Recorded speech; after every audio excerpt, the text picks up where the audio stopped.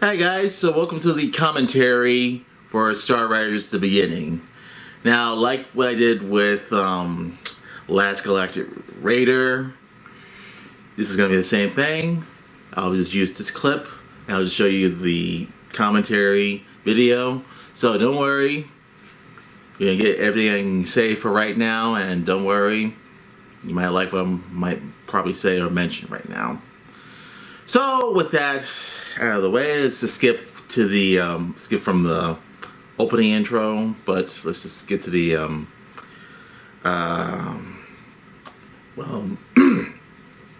let's just get to the logos first. So let's start with this.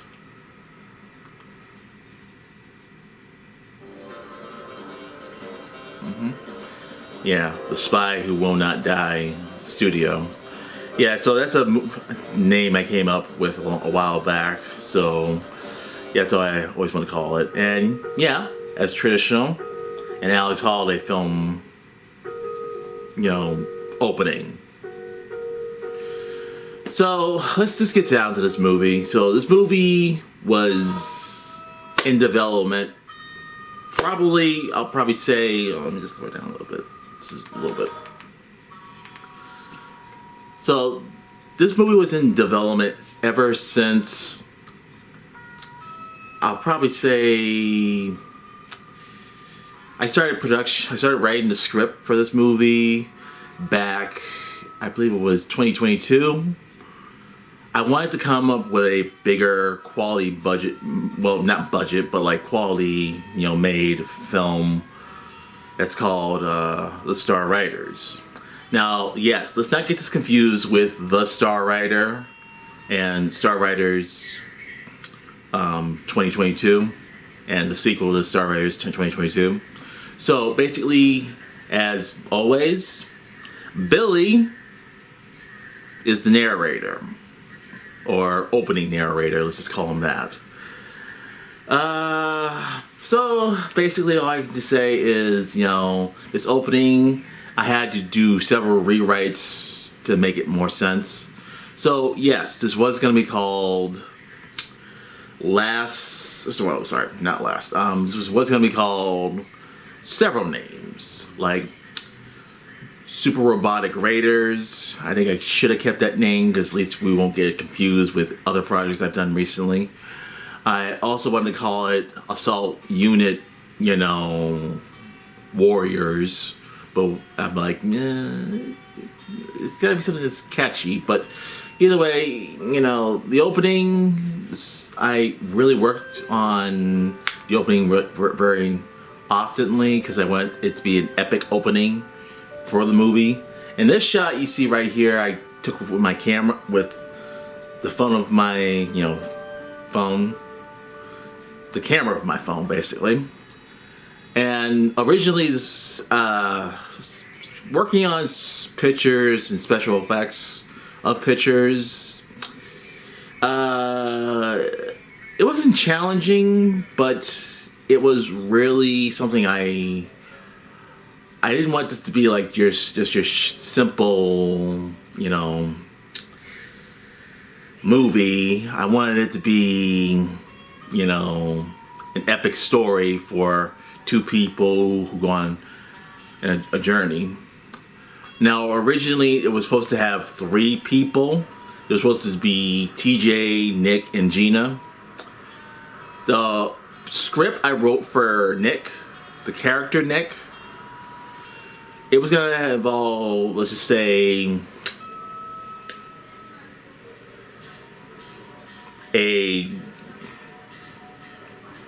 was going to involve like a place for someone who sells newspapers, how he got the ad of, learning about, Power Elite Station. So Power Elite Station is looking for people to be, their members. Now, for this scene right here at the Museum of Science, oh God, basically I had to shoot in this area 3 times. So the first shot was the first shot you see with the front of the studio. Sorry, front of the museum. So at the front of the museum, that was the first shot. The other parts in the other locations near the museum, where I shot with the thing, some type of thing in the ocean sticking out. So I filmed that part of the scene, and I decided I could film this for right now.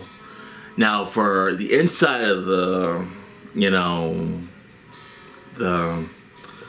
museum, I was able to film, and I asked security, and I asked if it would be alright if I film around here, and they were like, oh, no, go right ahead.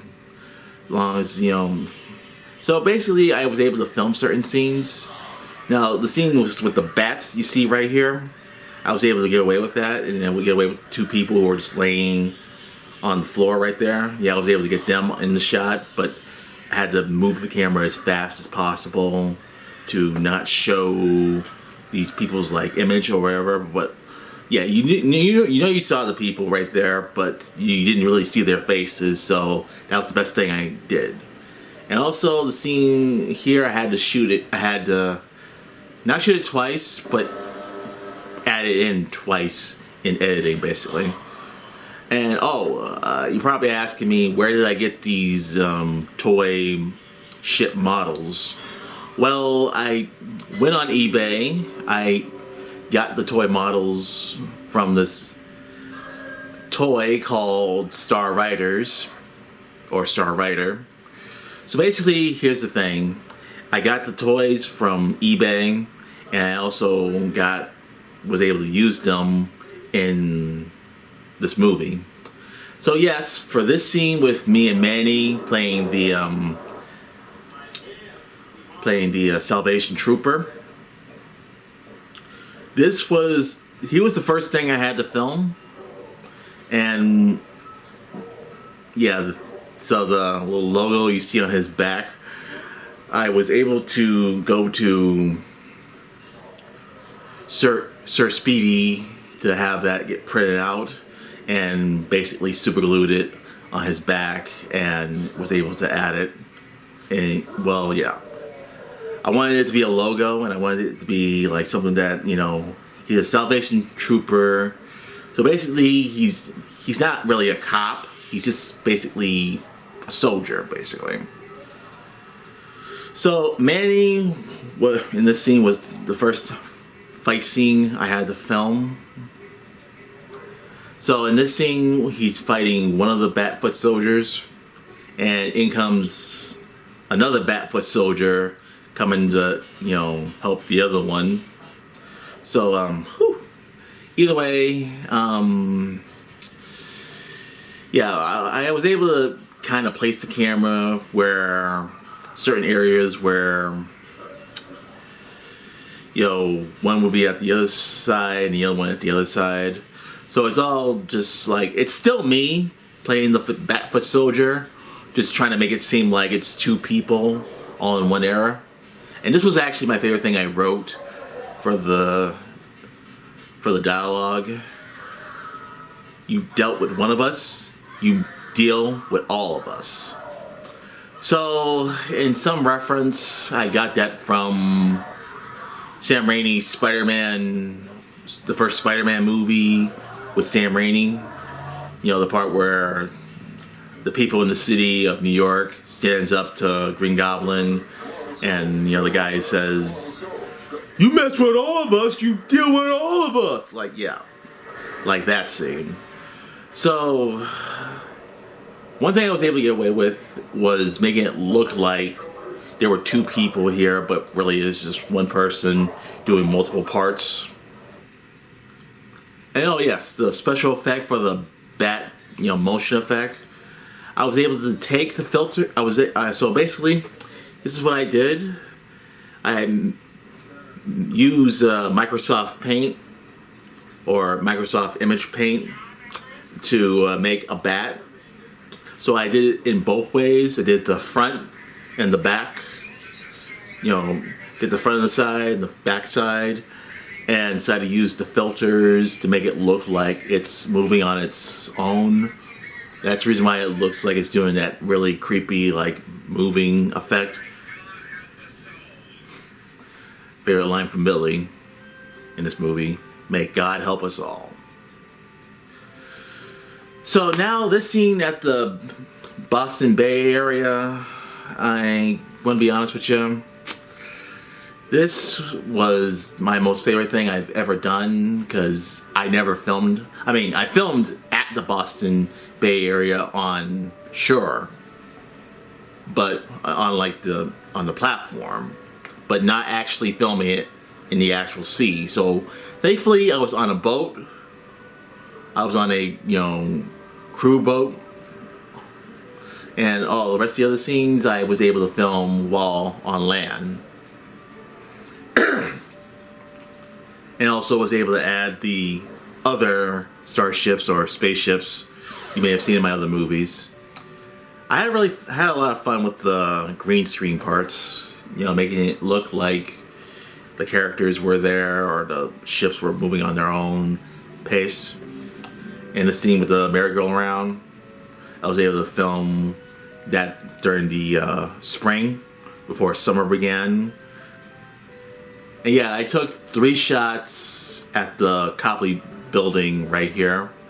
So the third shot is after I filmed with Billy, Crusoe, Gavin, and along with Gavin's girlfriend, Monique. And don't worry, I won't show her image. She's very camera shy. I won't show any image of her, basically. But yeah, this was after I filmed with Billy and Crusoe and Gavin and them. And this is after I just filmed myself in the mall area. So I decided, well, I never filmed in the mall areas. I never filmed myself in the mall areas. So thankfully, security didn't notice me or didn't ask me, "Hey, what are you doing right here? What are you doing?" And obviously, I was able to get away with some things, but like I said, it's always best to ask, can I film here? If it's alright if I film here.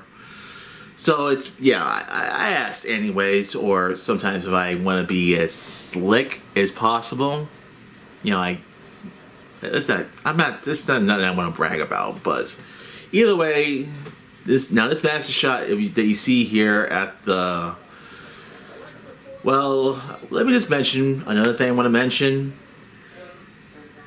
I didn't want to film near the bear cage.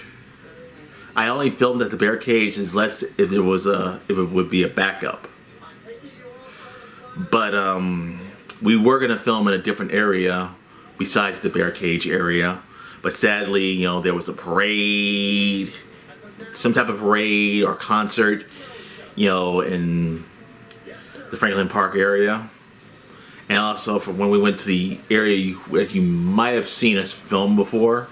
But sadly, there was some type of, something. I don't know. You'll see it in the other features, videos. But for one thing, there was a big problem for this particular scene is that there was a lot of music in the area, and it was really stressful, and I had to deal with it in editing. So let's say it's like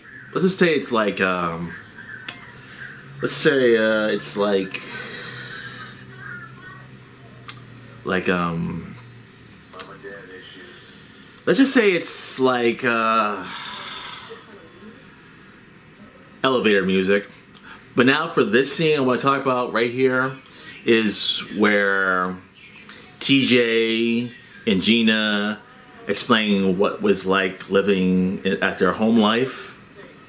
So basically, originally it was going to be a lot more rougher, much more rougher.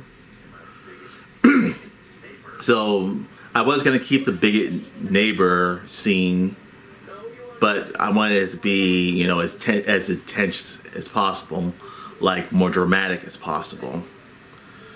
But the whole thing with Gina scene, I wanted it to be maybe not make the father like an abusive father, but make him kind of be like this, like really, father who's just too clingy and attachful.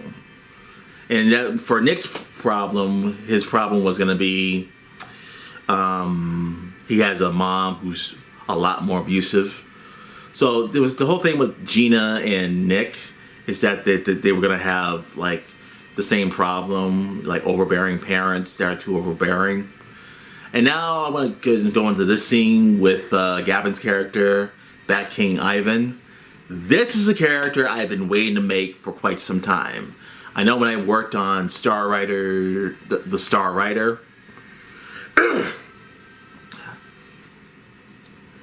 originally I wanted, Ivan the Bat to be a much more bigger villain, a more threatening villain. But during the time we were working on the Star Rider, we just didn't have, the time, we just didn't have the place or the locations to film at. So when we filmed Star Rider, the Star Rider, we just didn't have, what we had. We didn't have better costumes. We had costumes, but not the type of, outfits that we could have gotten. So Gabon was the perfect choice. He was the perfect height, and he was the perfect actor. The problem about Gabon is that he has to wear his glasses. He can't see without those glasses that he's wearing. So you're probably saying, so how is he wearing this mask if he needs his glasses? Well, that mask is not mine. The mask you see right here, that ain't mine. That's his. And of course, me and Krusko, this is basically our first fight scene, but it's basically just like us learning what we're up against, basically. You can definitely see his tongue sticking out of the mask right there, but that was his idea, basically. And Gabon was very interested about the whole bat, effect, making the bats look like they're pictures, but like moving pictures. So this is the part where they're supposed to feel discouraged, like they don't have, like, a mentor to help them out of the situation that they're in, the situation that they are. And also the music that I chose, I tried. So this is Our Lady Peace. I don't know if you know who that band is, but this band, Our Lady Peace, is something I always liked in the 2000s because I do listen to some rock music, just wouldn't show that to other black guys or other black guys who might not be into rock music. But some of the music choices I chose, there was a lot of choices. Like there was one point I wanted to use DMX's song Rough Riders. There were a couple other songs I wanted to use, but I know I would get a copyright claim. So originally for this film, I wanted to go to an actual producer and have them like produce this movie. But this is something I just felt like I wanted to do by myself. And also Gabon and Krusko, I do consider them producers. Well, assistant producers in this case. So, this scene with Gabon, this was definitely the last and final thing I shot. So the scene with Gabon in this area. So this is actually the reservoir area in Brookline. But so this was one of the scenes that we were. So the scene where I filmed with Gabon, where I'm one of the Batfoot soldiers, that was the second to the last thing we shot. But the last thing that we shot was the final shot for right there. That was the final shot we did. So the whole thing that I think Gabon really got into character too much. He got way into character too much, and he did such a good job. And the whole scene where he takes off the face mask off of his face, because he said he wanted to reference Force Awakens, where Kylo Ren and Rey scene, where Kylo Ren takes his mask off in front of Rey. That part where Rey says to him is, well, you're all being chased by a creature in a mask, and he takes his mask off. So, yeah, so, oh wait, he's about to come up to the skeleton with eyeballs scene. So, Gavin really, I gotta be honest with you, so, how I can describe Gavin, his height, I'll probably say 6'9". I'll probably say he's like 6'9". Yeah, this effect I did with the skeleton with the eyeballs. So that's clearly like something I wanted to use as a scary effect. But either way, yeah, Gavin's if you were to see some of the pictures of what he looks like, he is very freaking tall. I mean, very freaking tall. Like, he's even taller than my brother-in-law, who's like 6'4" or 5" or whatever, but either way. So this part right here is where we come up with our name. But, you know, when we filmed it, I had to edit it as best as possible, so it just doesn't take as, you know, long as possible for us to come up with a name. So some of these were references I got from my other movies. So the reference I used first was Sonic Rangers, and a reference of the toy Sonic Rangers. All of them were other references I decided to throw in. So I assure you guys, this is not a Power Ranger clone. This was not a Power Ranger clone, but I wanted to have like a henshin. So how I can describe this, I wanted to have a henshin and make a reference to not Star Wars, but Thunderbirds. Make it more cooler, basically. So this is the part where we split up. We go to different areas to fight Batfoot soldiers. So Gavin's in my fight scene at the park. And this was a different park, and this was when I was working for Stop and Shop during the time. So Gavin found this park. This park was perfect. There wasn't a lot of people. There wasn't a lot of kids, because I think it was during the school time during the time. So thankfully, you know, there were people with their dogs, but they didn't get into the shot. But there were very few people. Not a lot of people, but. So filming the scene, you know, it took a while, and Gavin managed to use what references that he could use, that I use. What I mean by references, I mean like costumes, like his costume and my costumes, and try to, you know, use them all together. And yeah, I love this stunt I did right here when I jump over the chair and Gavin just walks by the chair. I mean, it's funny, but we were trying to make it more things comedic and more things a little bit more serious.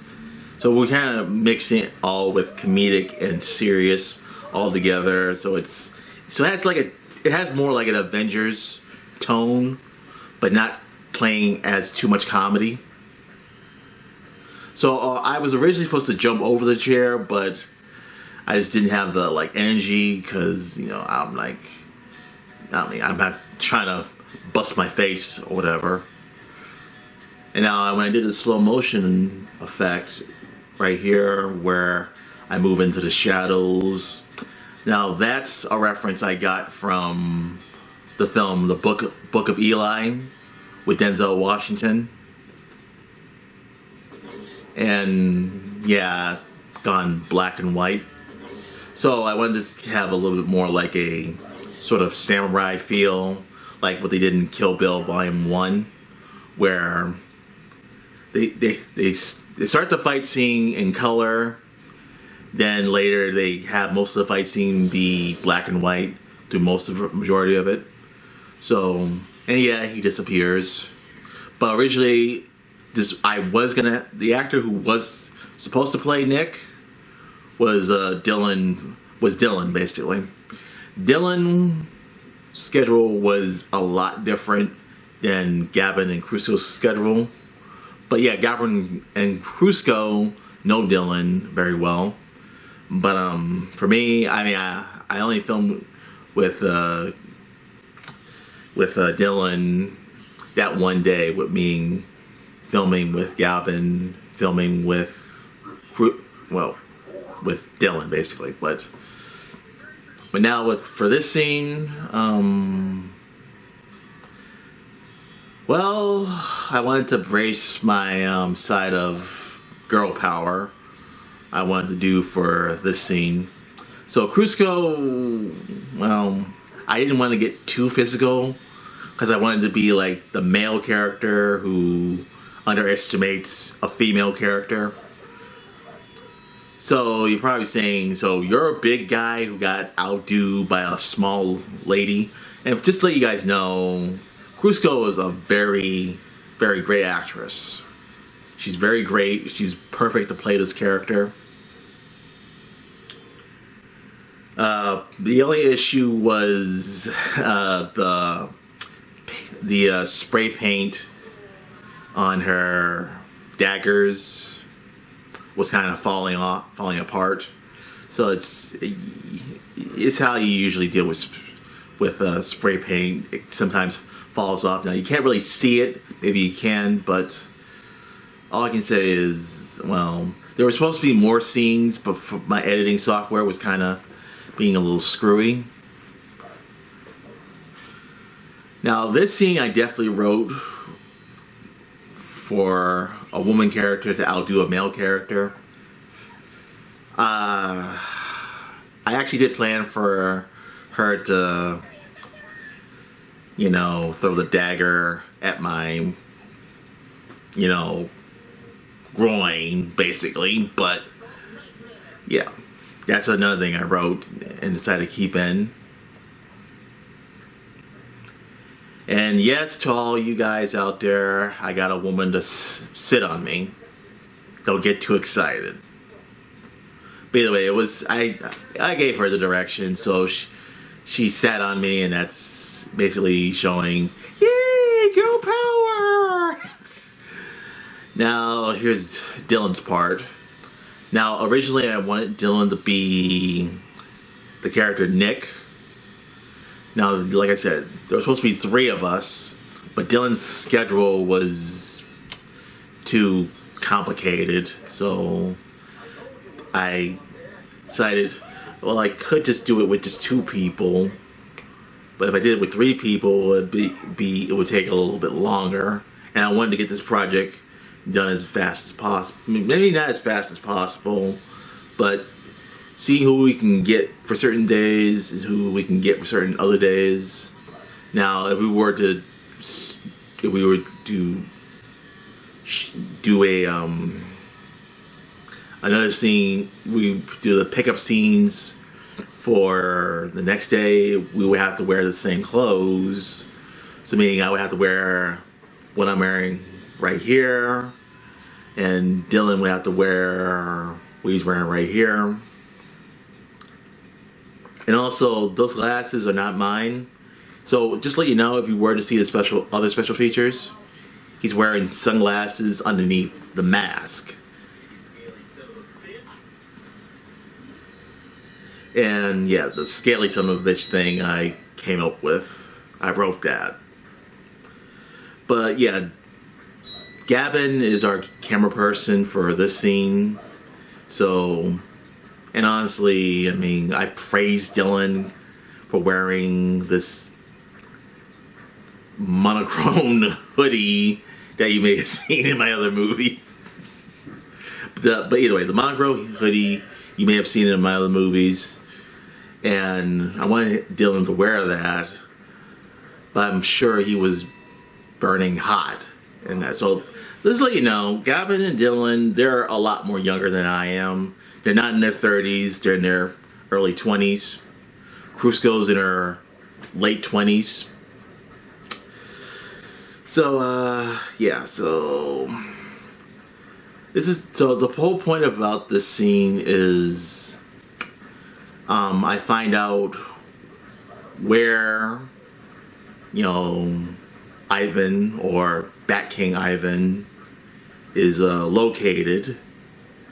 And the whole point about this film is to stop him from using the Time Emerald, because the Time Emerald's like, the big thing, the big weapon that we have to get from him, basically.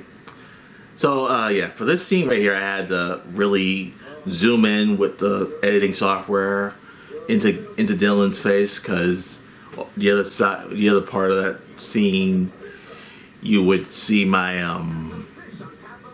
my gear, my package gear that you would see me, carry around with me. And that reference I got from Tupac's song, I Get Around. That part where Tupac says, "Loose lips sink ships." So I made that reference. And also this next reference I made right here to explain that there was a wedding on the Forbidden Island. So the Forbidden Island area, that was basically George's Island. So I thought it was perfect to make it sound like, We took down the Bat soldiers. I think going to an island will be a walk in the park. Yeah. So I wanted to film in an area where it was more uncharted, very uncharted area. But either way, I mean, oh yeah, the split effect I did right here with me and Krusko. And also we filmed in the mid-sea area. So we were on the crew line boat.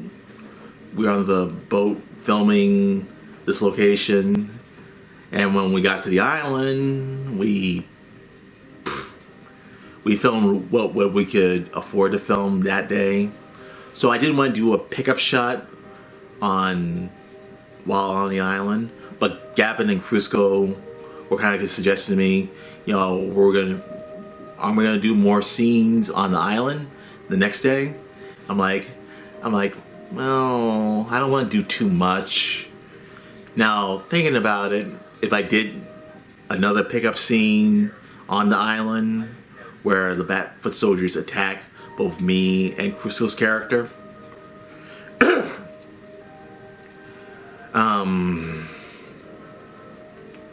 I think the film would probably be more than 50-something minutes.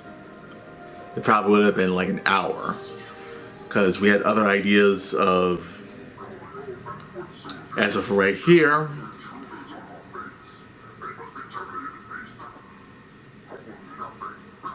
so yeah, we were supposed to have more fight scenes with the Batfoot soldiers. Both me and Krusko were supposed to have more fight scenes. So for this scene right here with me fighting little special bat creature thingies, so either way, for that scene, we decided to have that be the scene where I fight the Batfoot soldiers and sort of try to regroup together again. Now I could have,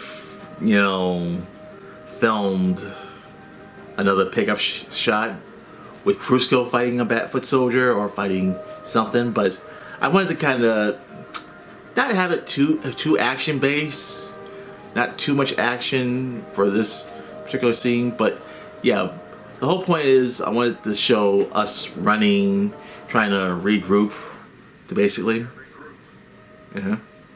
So this was not scripted right here, so I basically had to improvise for that particular part.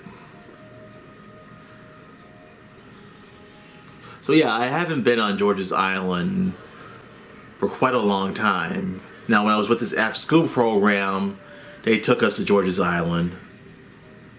But yeah, there's a picture that we took, you know, a behind the scenes picture we took of the doorway of that hut that she's at. Yeah. So I wanted to make it sound like she's running all over the place trying to find my character. So that would technically, that spot that she was at right there, that would be going up and down the stairs basically. Now some of these scenes were filmed by Gavin, and some of these scenes were me as the camera guy also. So we just took like turns. Gavin took his turn as camera person. I took my turn as camera person, and then I had to be in the, yeah, as if you see right here, I had to be in the shot, you know, running. So this thing I did with the sword to not run like, not be like a dumbass, like run with the sword, like, so I had to hold the sword like this, then run, because I know I wanted to, just to assure all you, that's not a real sword. That is not a real sword, right, that I'm holding in my hand. Yeah, most people who saw us filming in certain areas, they thought it was a real sword. It was not a real sword. I promise y'all it's not a real sword.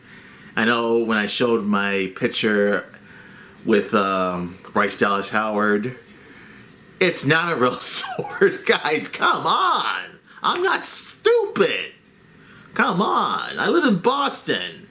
If I had a real sword like that, mad people would bust my ass for having a real sword like that. It's not a real sword. It's a toy. It's a prop. And that's all it is. It's not real. And now the heroes finally meet the villain. Yeah. So parts of Gavin's. Now there are some parts of the props that we use for Gavin. The Freddy Krueger claw, that was mine. The face mask, that was mine. The cape, that was mine. What was Gavin's? The Batman, the Batman, cowl, that was Gavin's. And the graduation gown that he's wearing, that was his. So, oh yeah, and here's my favorite part.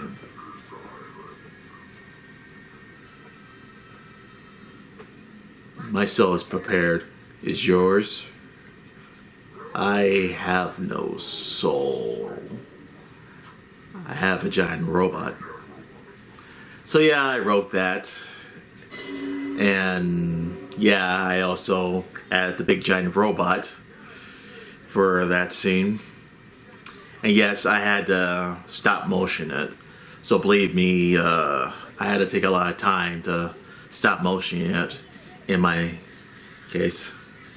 Oh yeah, and this song that you hear, that is definitely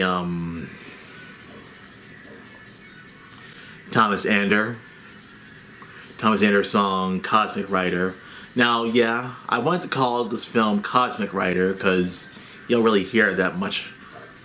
It sounded like an original name. Now, for originally, I did add the third ship in this effect, but I had to edit that out.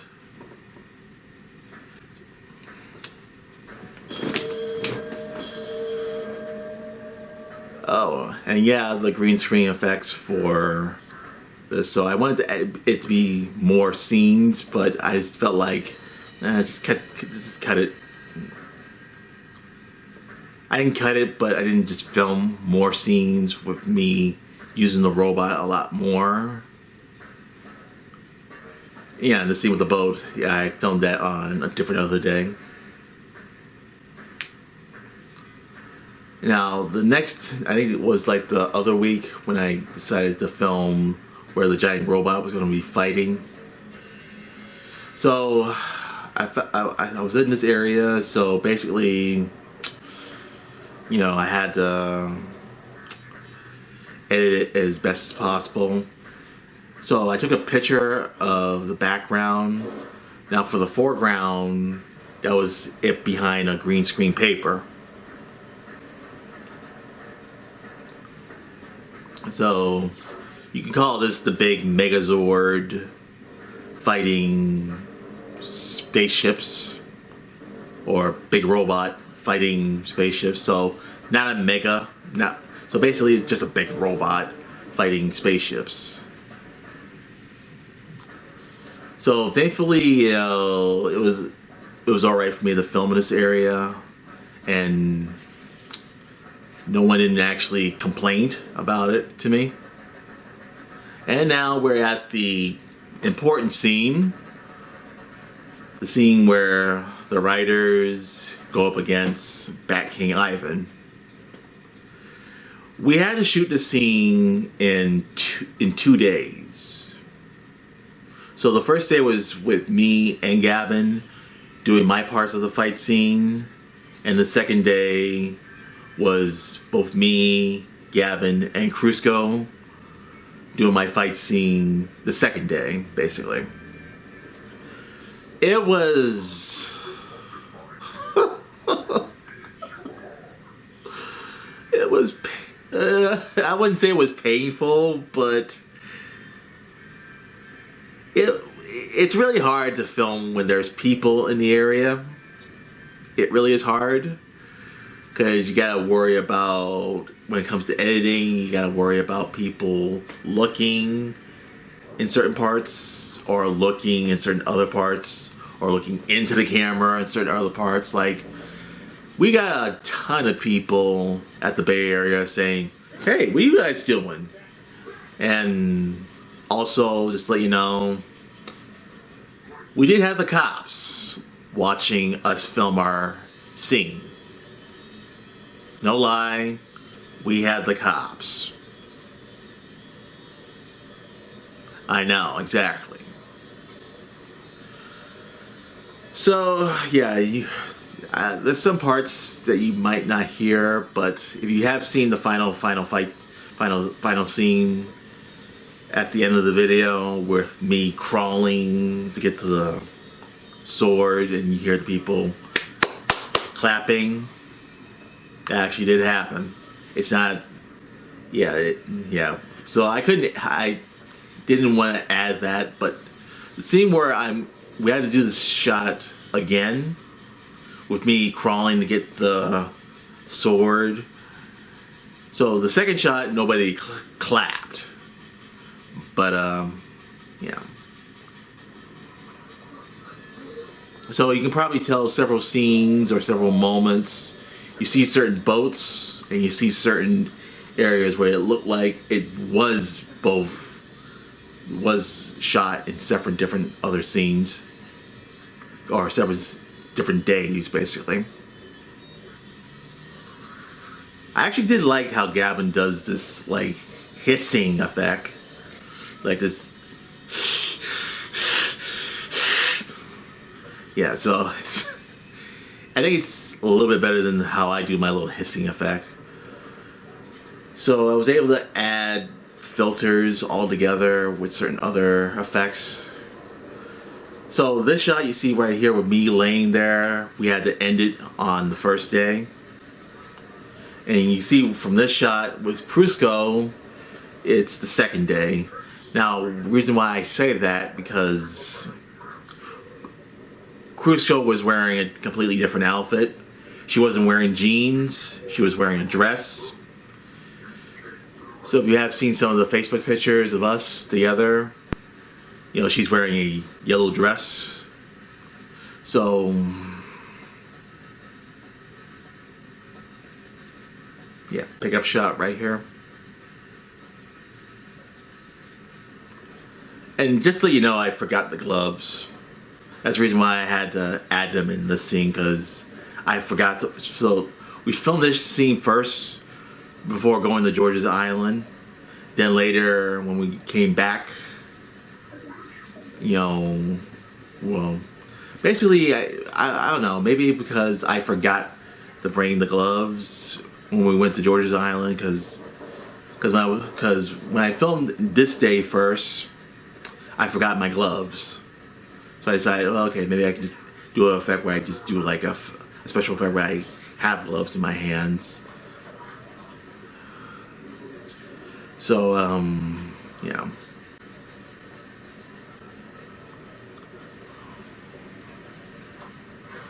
Believe me, there were a lot of people looking at us like, what the hell are you guys even doing? Like, so yeah, the first day we had the cops watching us, watching every moment. So seeing what you see, all right. So I want to mention another thing. When I screamed "Ki," I actually flipped Gavin off for that scene, and after we got done shooting that scene, now you can't see it from that angle, but you know, he really said, "Dang man, you didn't say you were gonna flip me off." So the finished shot right here, I mean, I wanted to do another black and white scene, but I decided, nah, cut that. You don't need to show that. So right here, me and Crisco was supposed to be the final shot with us feeling victorious, but we decided to do one more last scene, like the last scene where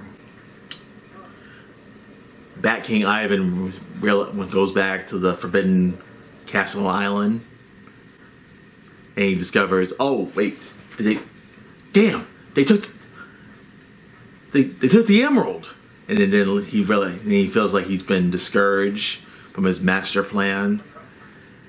So yeah, this was one of the first scenes we shot when we were on the island, on George's Island. So we filmed this scene first because we want to get the easy parts out of the way. And also I wanted to do a scene where the villain just tells the henchman to, get the hell up out of here. And also the scene where him licking the guy, I don't know if he actually licked the skull of the eye. And don't worry, that's dang, I've had that prop for quite some time. And yeah, the plane, exactly. So I don't know if he actually licked the little prop with the eye part on it, but I wanted him to feel like he's discouraged and he's totally pissed that he lost this time, and now is coming up with newer ideas to get back at them, basically. Alright, now this scene I got a reference from Jurassic Park 2, well, Lost World Jurassic Park 2, where Vince Vaughn says to the crew after they escape, they're like, well, they won't be getting that T-Rex right now. But yeah, I wanted it to make sense for this part. And now they report back to Power Elite Station, and now in comes Billy Ray, alive and well and not dead, basically. But yeah, I did actually wrote that one part where he says, now we're going to get to the harder stuff. Yeehaw!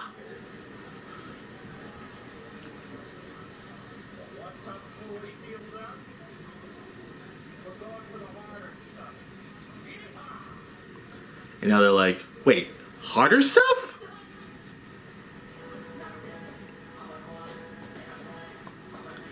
Alright, and also I should mention, when I try to upload this, the song right here, Star Riders, or Star Rider, got copyright claimed. So you can hear a little bit of the song, but not too much of the song, basically. I mean, you can hear most of it, you can hear some of it, but you just can't, you hear the background music of it, but not anybody singing. Now, the one I have still saved, you can hear whatever it is you want to hear. By the way, yeah, this was a film I really wanted to do, an idea I came up with probably back when I was 8, coming up with little crazy little ideas back in the time. So now for this mid-credit scene that you're about to see right here, this is there will be a sequel. There will 100% be a sequel. I kid you not, there will be a sequel. I have a lot more ideas for a second and third film. Hopefully fourth film. Who knows? I don't know. And also the person who voices the headsman is Dan Udry. So yeah, Dan did some music, did like the drumming music, the Bat King Ivan theme that was by Gavin, and Gavin just blew me away when he emailed me the Bat King Ivan theme. And like I said, he also came up with costumes, his own costume. I provided some props for his costume. Makeup, yeah, I did do on Manny. And also other things I did the special effects. God cannot tell you how much special effects I had to do for this movie. And visual effects and other things. But believe it or not, this project was a fun thing we did. It was a big eye-opener, and I really learned a lot more about filmmaking and editing. You know, just editing like a freaking madman is what I went through this whole entire movie. And where I'm going to end it right here is the end credit scene with me and Crisco talking about we need another guy. And we planned on, well, what else? We planned on getting, well, we planned on getting Nick to be our third person of the group, basically.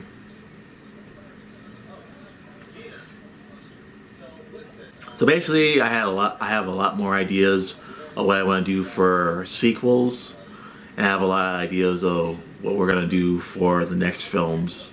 So don't worry, there will be another Star Rider movie, Star Riders, something. Well, as you may have seen, yeah, you'll get more films and you'll get more of these. So yeah. That's all I can basically say. So I got nothing else to really end all this. So all I can just tell you is look forward for more great stuff.